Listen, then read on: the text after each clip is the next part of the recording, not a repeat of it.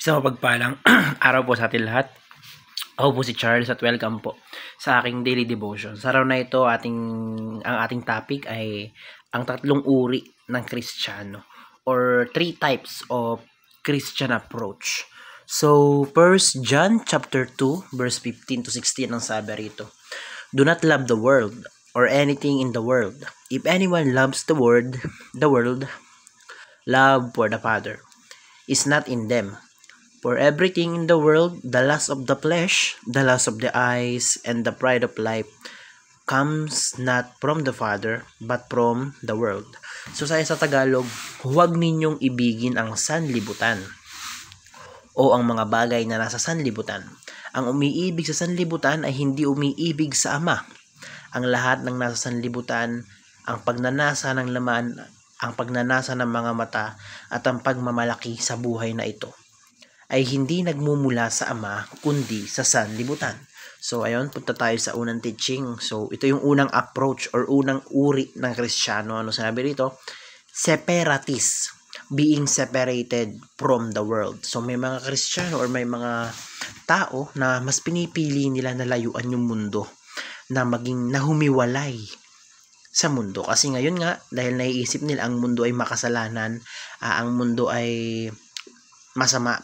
So, pinipili nila na maglumayo, magpumunta sa bundok para magdasal, mag-meditate, para kausapin si Lord, ganun-ganun. So, kumbaga, hinihiwalay nila na, kumbaga, mas nagpo-focus sila dun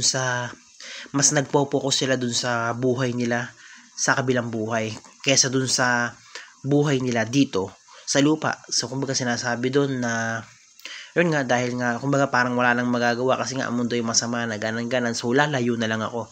So, hindi ko na lang ibibilang yung sarili ko sa mundo na yan. Parang ganon.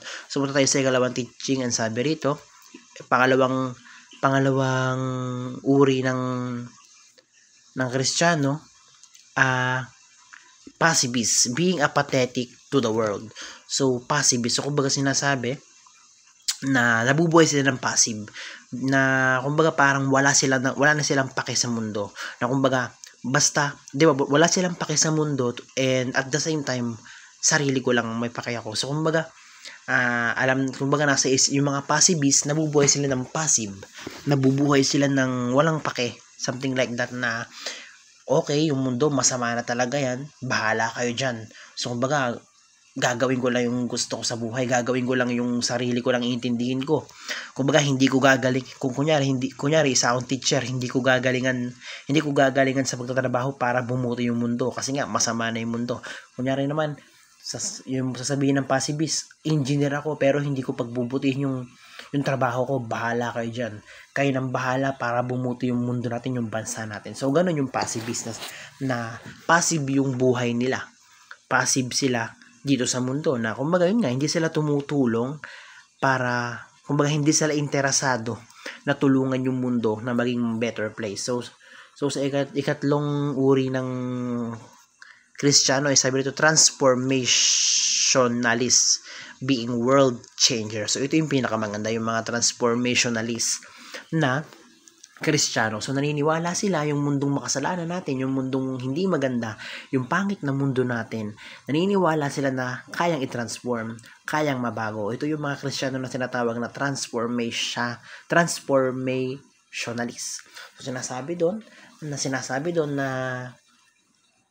unti-unti, time to time, naniniwala sila na kayang baguhin yung mundo, na sa mga maliliit na gawain, maliliit na bagay, naniniwala sila na darating ang panahon na mababago nila yung mundo. Yung mundong masama, yung mundong makasalanan, naniniwala sila na paunti-unti kayang baguhin. So, punta tayo sa application para ba natin ito may apply sa ating mga buhay. So, unang-una, do not love the world. So, yun, pag sinabing do not love the world, hindi ito literal na wag mong mahalin yung mundo.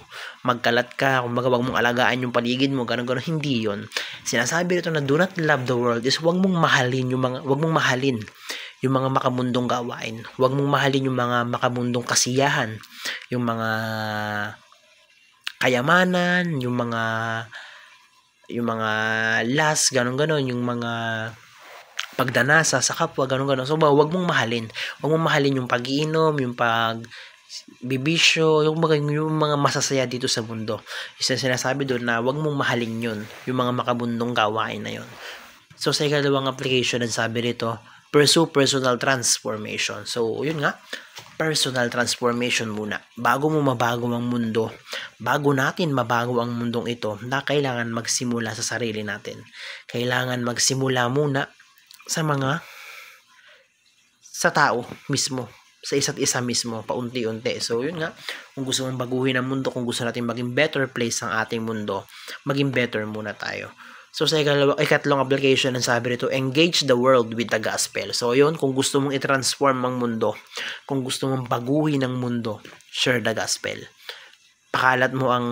Ipakalat natin ang salita ng Diyos. Kasi yun nga, kung sakasakali man na lahat ng mundo or buong mundo ay makakilala sa Diyos, lahat ng tao ay tanggapin si Kristo, imagine kung gaano kagandang mundo yon, kung gaano kabuting mundo yon, kung gaano kapayapang mundo yon, kung lahat ng tao ay sumusunod kay Yesu Kristo, kung lahat ng tao ay tinatanggap na Lord si Kristo. So yun, bilang ngayon, kang kailangan mong gawin is share the gospel paunti-unti.